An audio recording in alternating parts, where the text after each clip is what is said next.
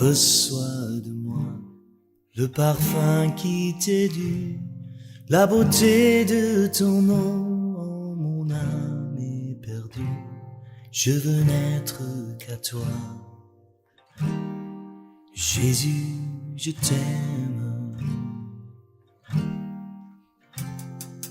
Reçois du peu que je trouve à donner, tout l'amour que mes yeux n'ont pas su te montrer. Je veux n'être qu'à toi.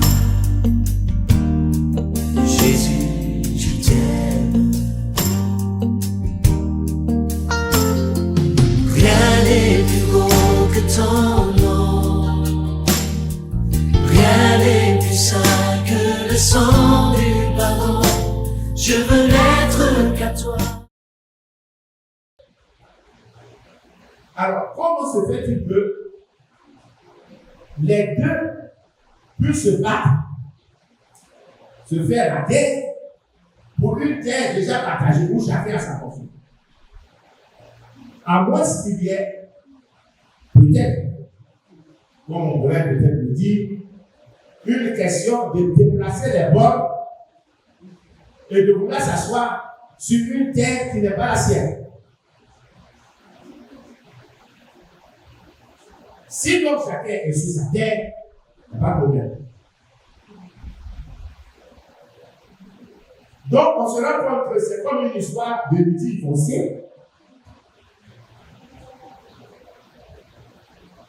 Donc ce sont des frères qui se battent. Si c'est des frères, alors nous allons chercher à comprendre d'où vient-il, comment les choses se passent. Comment allons-nous comprendre tous ces événements? Alors, voyons Abraham, fils de Nachor.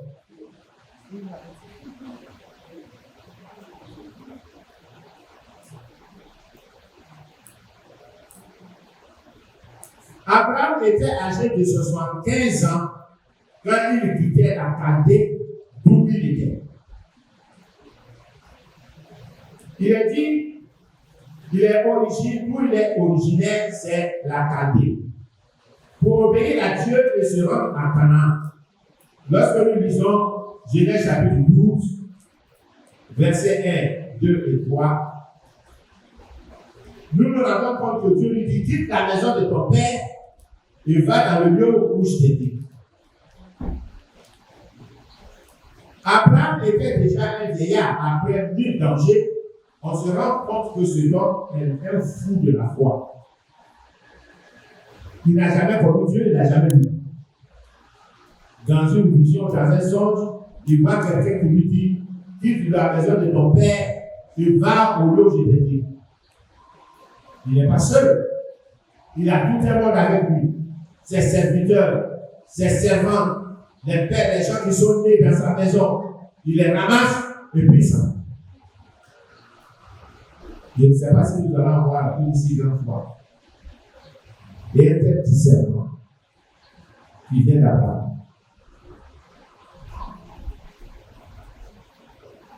Il est dit, Elohim lui dit, qu'il sera en possession de ce territoire par sa foi, par son obéissance et en tant que serviteur.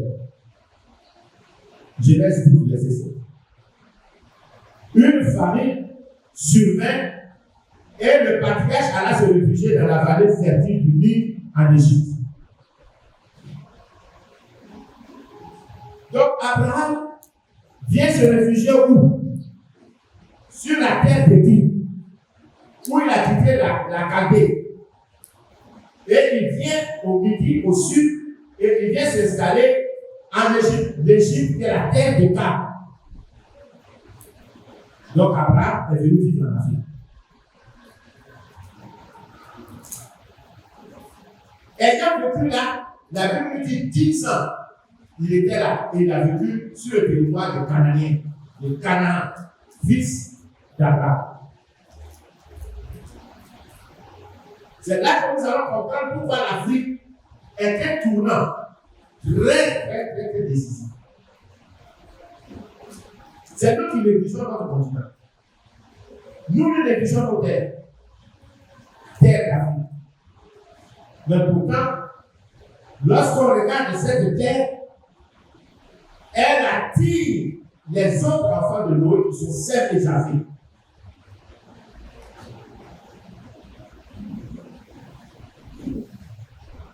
On se rend compte qu'Élohim lui promit un fils qui sera son héritier et non son esclave syrien de Damas, qui est né chez nous. Cette promesse et ce plan d'Élohim a pris forme après plusieurs périodes. On voit qu'Abraham, le patriarche père d'Ismaël et d'Isaac. Alors, qui est Abraham? Genèse 11, 29. Abraham et Nachor prirent des femmes.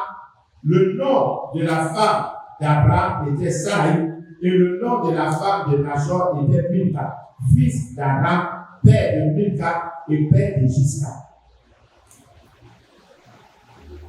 Alors, quand on parle d'Abraham et Nachor qui ont pris des femmes, ils descendent d'un seul père appelé Péra. Ils vivaient tous au-delà donc du Jourdain.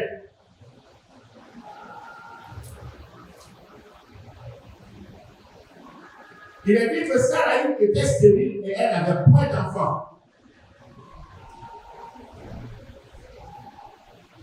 Téra prit Abraham, son fils et l'autre fils d'Aram, fils de son fils, et Sarai, sa belle-fille, femme d'Abraham, son fils.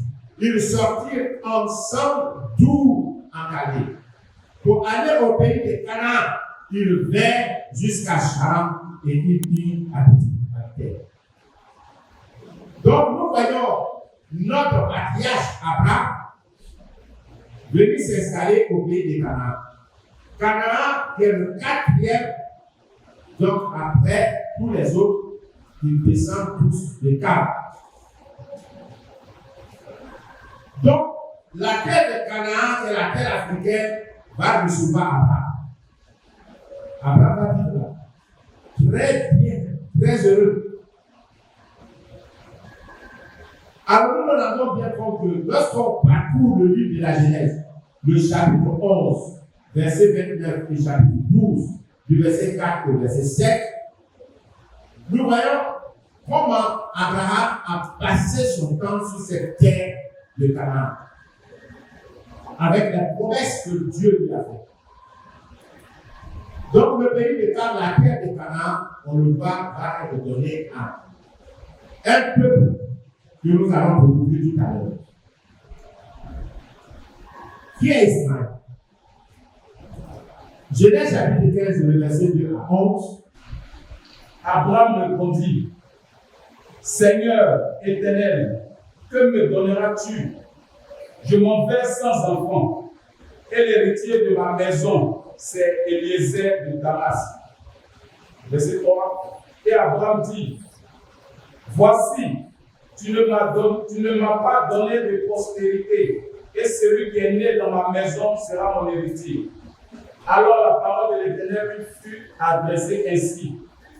Ce n'est pas lui qui sera ton héritier, mais c'est celui qui sortira de tes entrailles qui sera ton héritier.